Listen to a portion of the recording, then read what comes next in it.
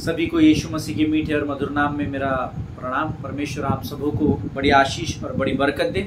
आप सब लोग स्वस्थ है और सुरक्षित है, ऐसा मैं विश्वास करता हूँ। प्रभु की फिर एक बार स्तुति और प्रशंसा करता हूँ इस सुंदर समय के लिए जो परमेश्वर ने मेरे और आपके जीवन में लेकर आया। प्रियो, प्रभु हमारे बीच में है, उसकी उपस्थिति हमारे मध्य में है और फिर एक बार वो अपने स्वर्ग की भेद की बातों को प्रकट करने हमारे मध्य में चला आया है।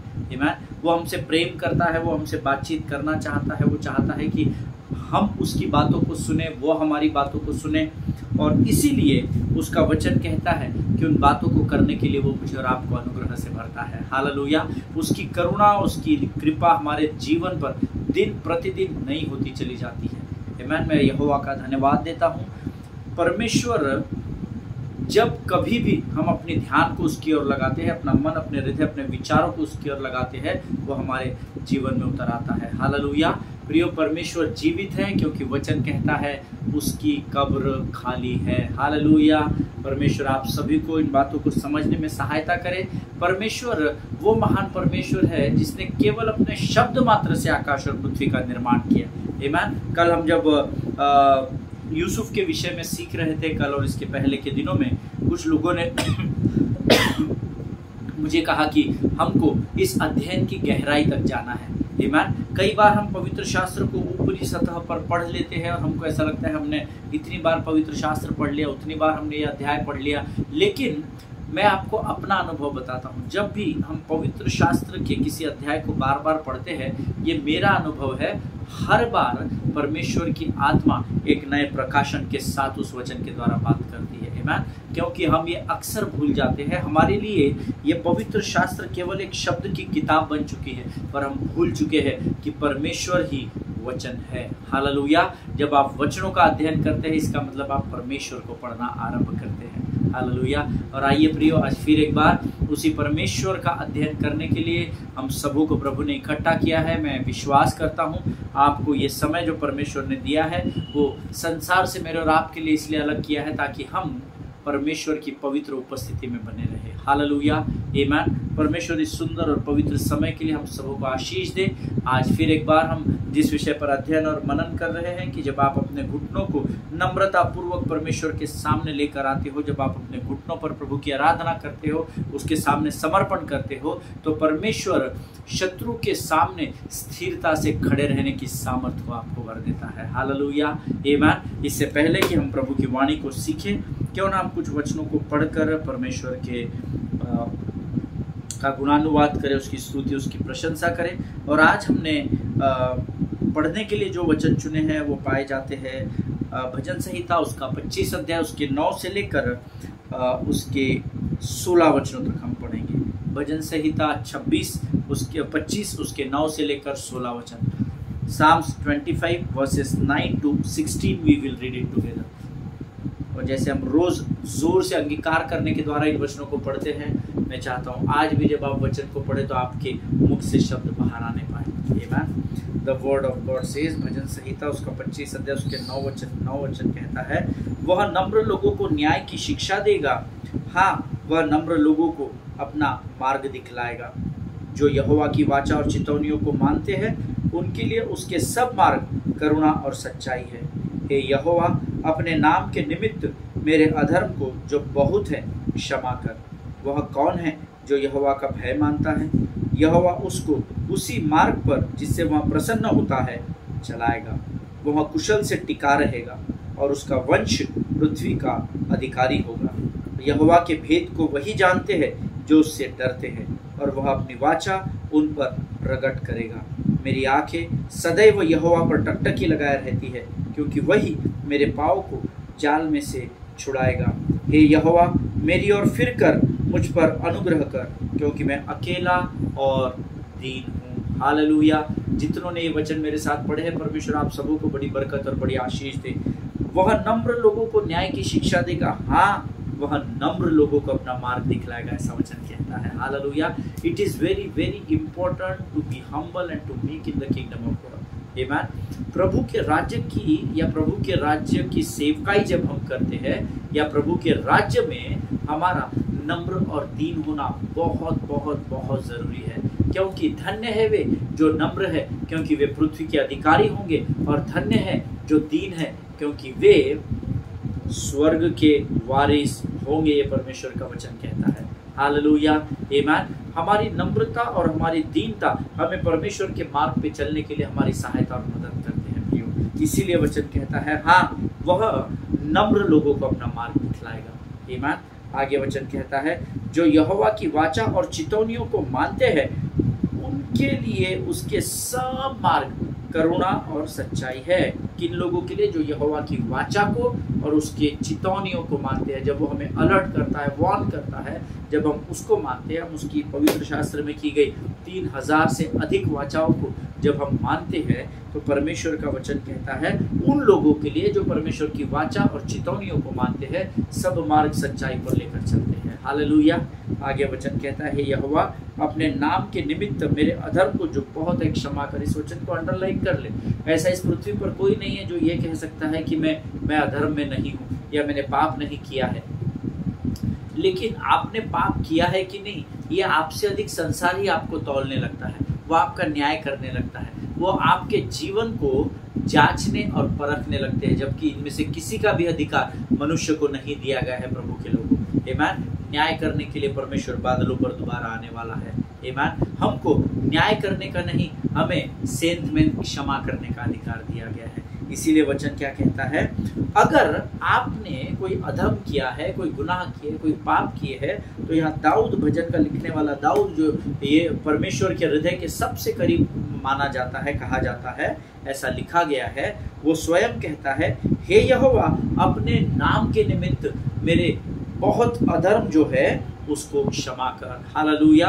हे यहोवा अपने नाम के निमित्त मेरे अधर्म को जो बहुत है क्षमा कर। You need a courage to speak this. इस बात को कहने के लिए आपके अंदर धैर्य का होना बहुत जरूरी है, ताकत और बल का होना बहुत जरूरी है। It's not easy to confess our faults.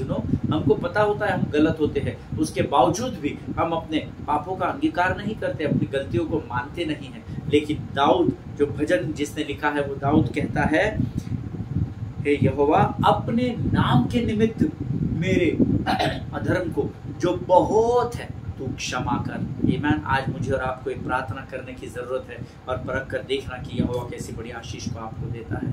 आमीन। हे यहोवा परमेश्वर मेरे अधर्म जो है, जो बहुत मेरे अधर्म है, अपने नाम के निमित्त तू मुझे क्षमा कर। आमीन। आगे वचन कहता है वह कौन है जो यहोवा का भय मानता है, यहोवा उसको उसी मार्ग पर जिससे वह प्रसन्न होता है चलाएगा। हालेलुया। ये नहीं लिखा है जो यहोवा का भय मानता है उसको प्रसन्न होता है चलाएगा, ऐसा नहीं लिखा है। वह कौन है जो यहोवा का भय मानता है, और क्वेश्चन मार्क है। इसका अर्थ है परमेश्वर आपसे मुझसे आज ये प्रश्न इस वचन के द्वारा पूछ रहा है, क्या आप वो है जो परमेश्वर का भय मानते हैं? जिनके सुनने के कान हो वो सुन ले कि प्रभु का आत्मा क्या पूछ रहा है। आमीन। कौन है जो यहोवा का भय मानता है? अगर आप उस भय मानने वाली कैटेगरी में हैं, तो आपके लिए परमेश्वर का वायदा है यहोवा उसको जो परमेश्वर का भय मानता है उसको उसी मार्ग पर जिससे वह प्रसन्न होता है चलाएगा। हालेलुया। अर्थात अगर आप यहोवा के भय में हैं तो आपको मार्ग की चिंता करने की जरूरत नहीं, क्योंकि परमेश्वर जिस बात से प्रसन्न है वह आपको उसी मार्ग पर लेकर बढ़ेगा। हालेलुया। आगे वचन कहता है वह कुशल से टिका रहेगा और उसका वंश पृथ्वी का अधिकारी होगा। हालेलुया। जो यहोवा के भय में बना रहेगा वो केवल उसके ठहराए हुए मार्ग पर ही नहीं चलेगा, परंतु उस मार्ग पर टिका रहेगा और उसकी आने वाली पीढ़ी दर पीढ़ी इस पृथ्वी की अधिकार को लेकर चलेगी। ये परमेश्वर का वायदा और वचन है प्रियो।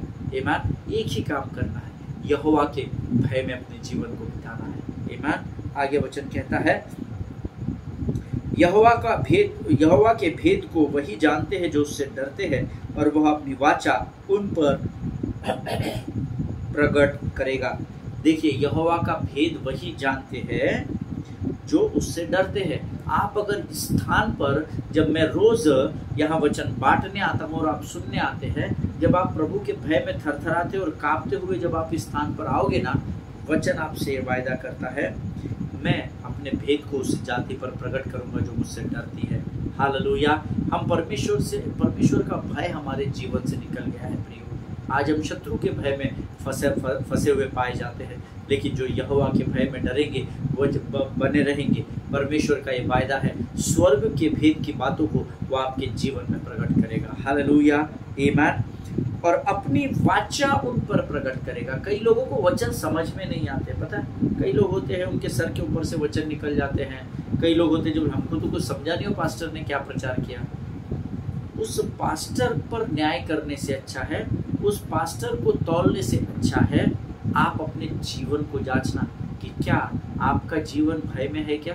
क्योंकि प्रभु ने तो लिख दिया है, जो मेरे भय में चलेगा मैं अपनी वाचा को, अपने प्रकाशन को उसके जीवन पर प्रकट करूंगा। हालेलुया। मेरा विश्वास है मैं क्या बता रहा हूँ आप लोग समझ रहे हैं प्रभु के लोगों। आगे वचन कहता है, मेरी आंखें सदैव यहोवा पर टकटकी लगाए रहती है, क्योंकि वही मेरे पाँव को जाल में से छुड़ाएगा। अब ये वचन अंडरलाइन करना, जब हमारे पाँव जाल में फंसे रहते हैं तो हमारी आंखें पाँव की ओर लगी और जाल की ओर, हम उसमें से कैसे निकलेंगे। लेकिन दाऊद एग्जैक्ट उसके अपोजिट बोल रहा है, क्योंकि वही मेरे पाँव को जाल में से छुड़ाएगा। अर्थात जब मेरे पाँव जाल में, अर्थात दलदल में, अर्थात अंधकार की तराई में, अर्थात पाप में, शत्रु के बहकावे में जब मेरे पाँव फंसे रहेंगे, तब मैं यहोवा पर टकटकी लगाए रहूंगा। हम तो जाल में से पाँव निकालने में व्यस्त हो जाते हैं। शत्रु हमें बरगला देता है, ही इज अ डिसीवर, और वो हमें डिसीव कर देता है। ही स्पिरिट ऑफ डिसेप्शन के द्वारा, बरगलाने के द्वारा हमको पाँव में, जाल में जब पाँव फंस जाता है तो हम क्या करते हैं, एक पाँव से दूसरा जाल तोड़ते हैं, दूसरे पाँव से पहले पाँव का जाल, और हम उसमें से निकलने की कोशिश करते हैं। अर्थात हम अपने जीवन की परिस्थितियों से अपने बल, अपनी बुद्धि और अपने ज्ञान से निकलने की कोशिश करते हैं। पर इतना सुंदर वचन है ये, मेरी आंखें सदैव यहोवा पर टकटकी लगाए रहती है, क्योंकि वही मेरे पाँव को जाल में से छुड़ाएगा। अभी ये छुड़ाया नहीं गया है, ये अभी भी फंसा ही हुआ है। छुड़ाएगा फ्यूचर टेंस कहा गया है, लेकिन मैं जाल में अभी फंसा हूं, तो मैं अपनी आंखों को यहोवा की ओर लगाए रहूंगा, क्योंकि वह मुझे इस जाल से छुड़ा लेगा। हालेलुया। क्या आज आपकी आंखें यहोवा पर लगी है क्या? ये प्रश्न आप अपने आप से पूछिएगा। आमीन। 16 वचन कहता है, हे यहोवा मेरी ओर फिर कर, मुझ पर अनुग्रह कर, क्योंकि मैं अकेला और दीन हूँ। हालेलुया।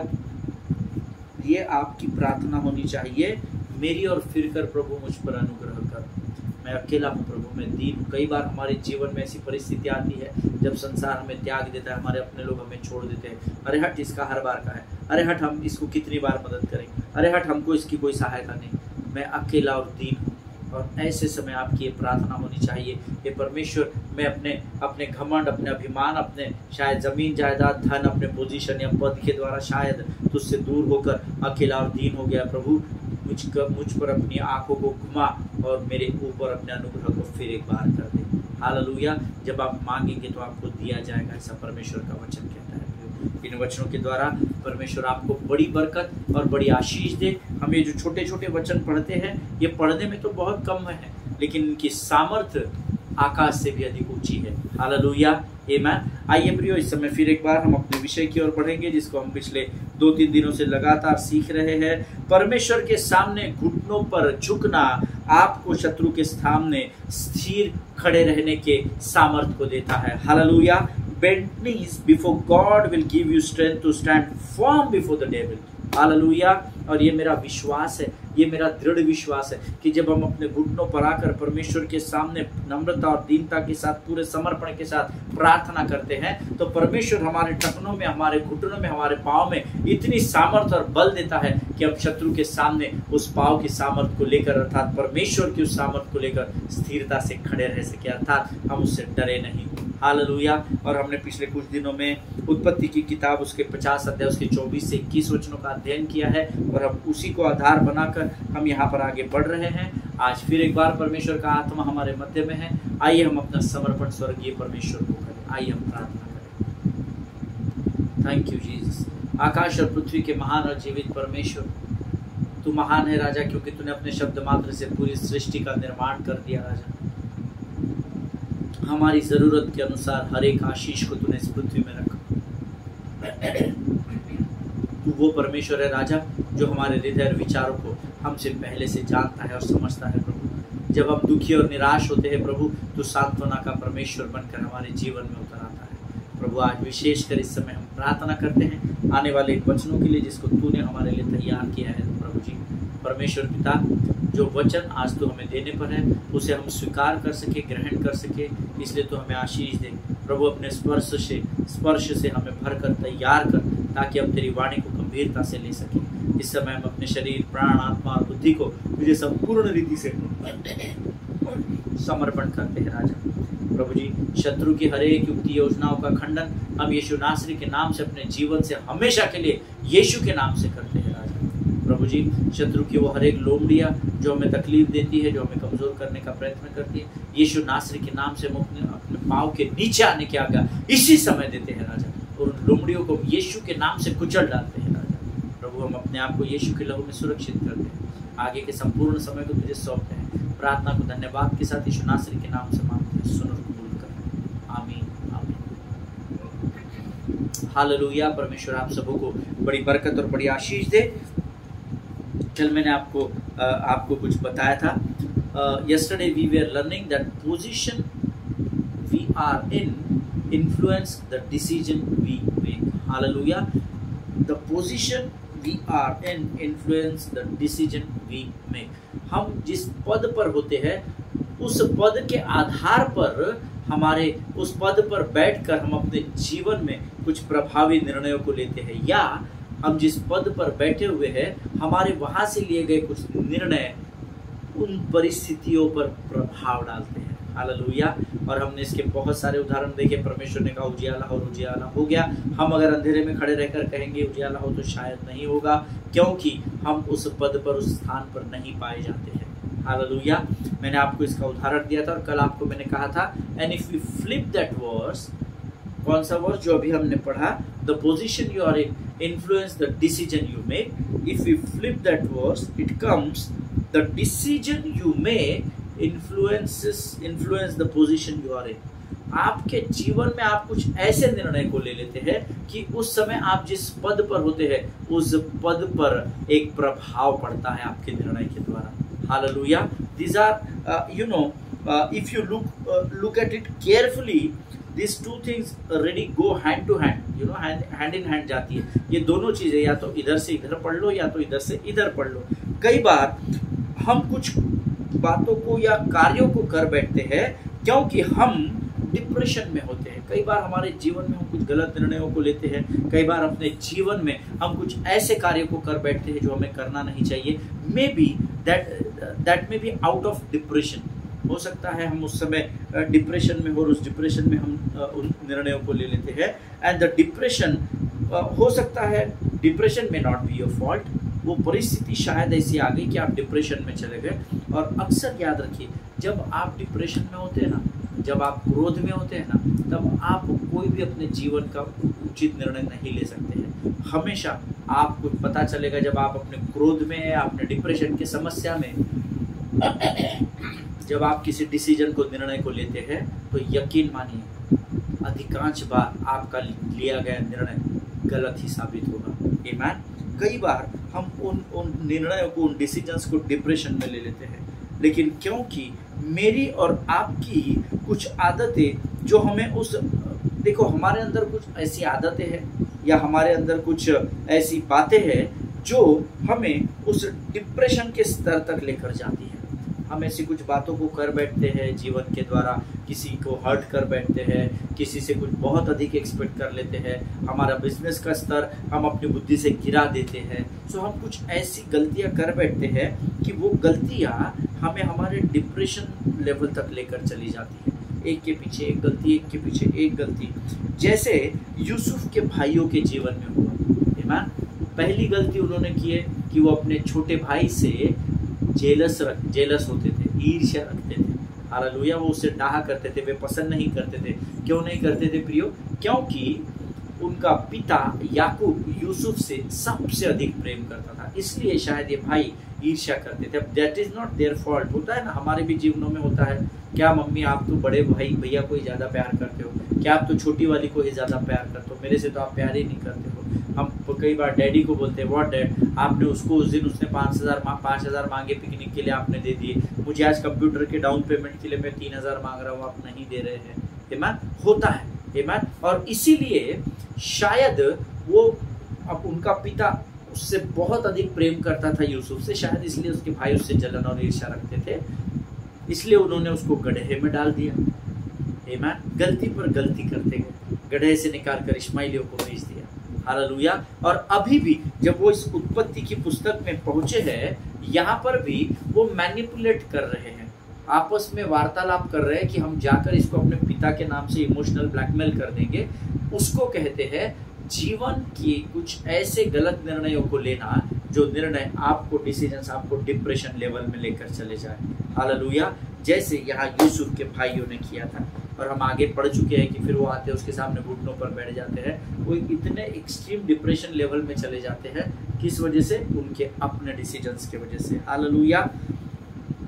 और फिर हम ऐसी गलतियों को करने के बाद हम ये कहते हुए घूमते हैं कि शत्रु ने मुझ पर हमला किया, द डेविल अटैक्ड मी, और यू नो शत्रु ने मुझे कमजोर कर दिया, ये कर दिया, ऐसा मैं नहीं था लेकिन शत्रु ने मुझे ये कर दिया। और ये this is very common, you know, ये बहुत स्वाभाविक है। हमको जब अपनी बुद्धि अपने ज्ञान के अनुसार हम जब काम करते हैं और जब हम हार जाते हैं ना, तो हम अपनी गलतियों को मानते नहीं हैं, हम उसका भार शत्रु पर डाल देते हैं।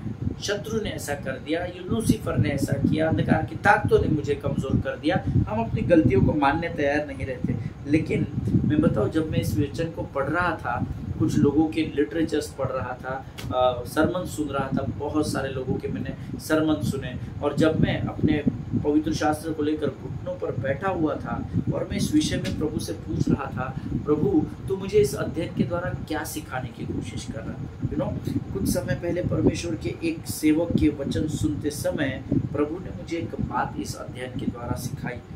सी, it is not the attack that matters the most.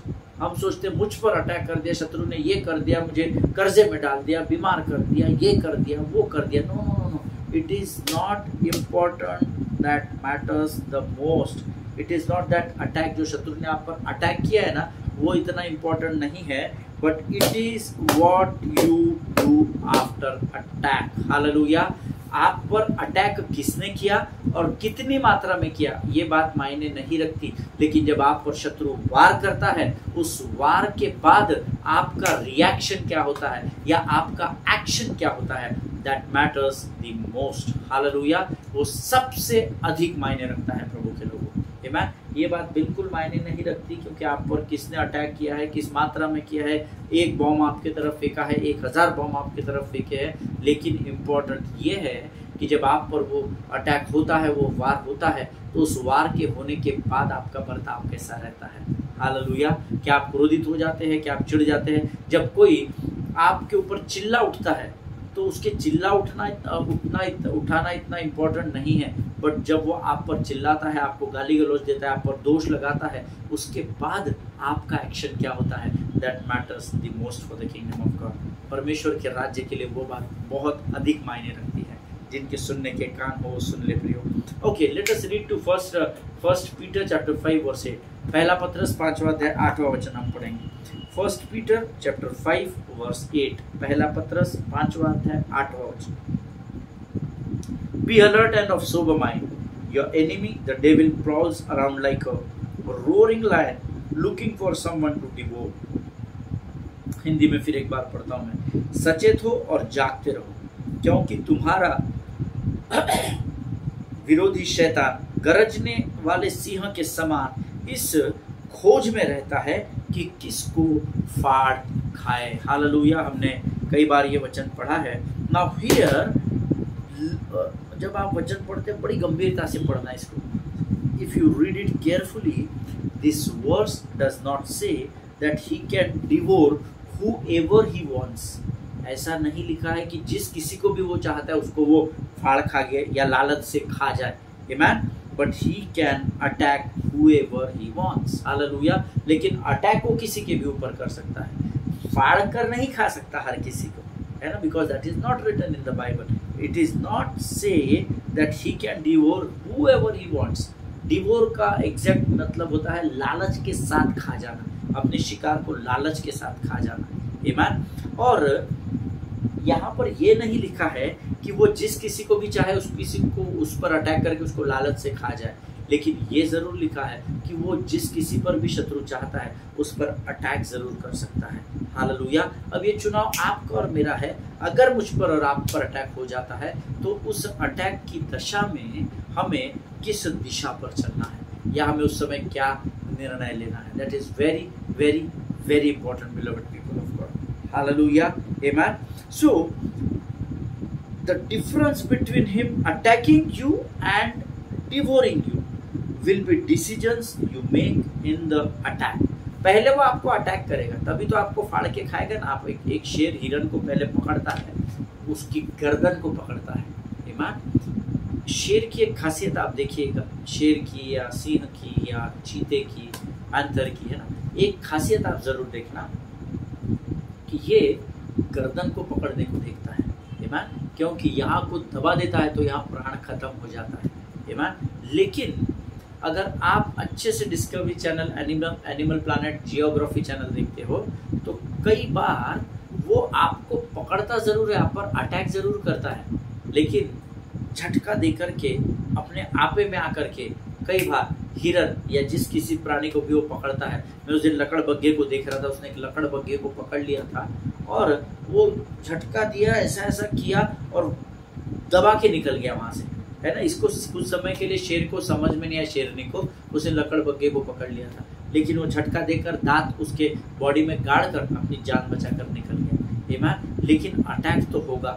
ईमान। देखिए अटैक सभी पर होगा पर वो सबको फाड़ कर नहीं खा सकता। Now the important part between attacking and devouring, आपके ऊपर शत्रु का वार होना और आपको गिव अप करने की परिस्थिति में लेकर आना है, आपको नाश कर देना, इसके बीच में यहाँ अटैक होने के बाद फाड़ खाने के इस बीच के समय में आप क्या करते हो, ये बहुत इंपॉर्टेंट होता है। What decision you make will matters a lot. Amen. नहीं तो मुझे तो पकड़ लिया, यही अटैक हुए बराबर, अरे बाप रे शत्रु आ गया, बाबा मैं सरेंडर हो गया, तो ये आपका नाश कर देगा।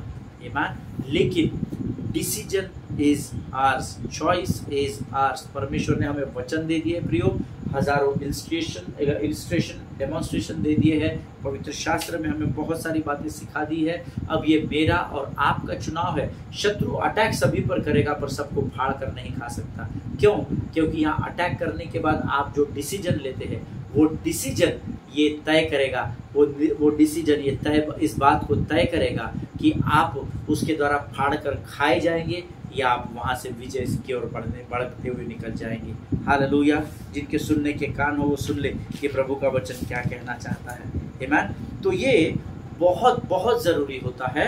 जब आप चिंतित होते हो तब आप उस चिंता को कैसे डील करते हो। When you are under depression, how you deal with that depression. Amen. कि वो डिप्रेशन आप पर विजय तो नहीं पा रहा है, इसके लिए अपने आप को जांचिएगा। जब आप दुखी होते हो तो आप उस दुख के समय में क्या निर्णय लेते हो। दुख के समय में, क्रोध के समय में, उदासी और निराशा के समय में लिया गया अधिकांश निर्णय फेलियर की ओर लेकर जाता है। इस बात को याद रखिएगा। आमेन। जब आपको देखकर भी कोई अनदेखा करता है, सामने से आ रहा है, आपको देख रहा है, ऐसा बिना पहचान बताए अगर आपके सामने से निकल जाता है, तब आप उस बात को रिटेलिएट करते हो, अर्थात उस बात का प्रतिकार करते हो, या आप उन बातों को लेकर परमेश्वर के सामने आते हो और उसकी सहायता मांगते हो। ये चुनाव मुझे और आपको करना है। कोई सामने से आ रहा है, आप भी आ रहे हैं, आप उसकी तरफ हंस रहे हैं, hello brother, praise the Lord, और वो आपको देखकर अनदेखा करके तुरंत वहां से निकल जाता है। ऐसे समय आप उसको रिटेलिएट करते हो क्या, उसका प्रतिकार करते हो क्या, या उस विषय को आप परमेश्वर के सामने लेकर जाते हो और बोलते हो कि प्रभु तू मेरी सहायता कर, ये भाई मुझे निग्लेक्ट कर रहा है, ये मुझे अनदेखा सा कर रहा है, प्रभु तू इसका उपाय कर। आप किस कैटेगरी में आते हैं ये आपको और मुझे तय करना बहुत बहुत बहुत ज़रूरी है। अगर हम यूसुफ के जीवन को देखें तो हम उसमें बहुत अधिक परेशानी और समस्याओं का सामना करते हुए उसको देख सकते हैं।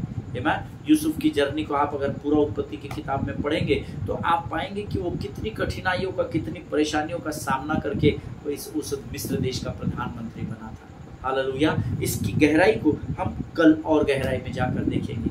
ये समय है जब हम अपनी आंखों को बंद करेंगे। मेरा विश्वास है आज जरूर परमेश्वर ने इन वचनों के द्वारा आपको बड़ी बरकत और बड़ी आशीष दी है। हालेलुया। आइए हम प्रार्थना करेंगे। खुदावंद प्रभु यीशु नासरी के नाम से सुंदर और पवित्र समय के लिए हम तुझे धन्यवाद देते हैं। सचमुच प्रभु आज तूने फिर एक बार बहुत अच्छी बात हमें सिखाई राजा।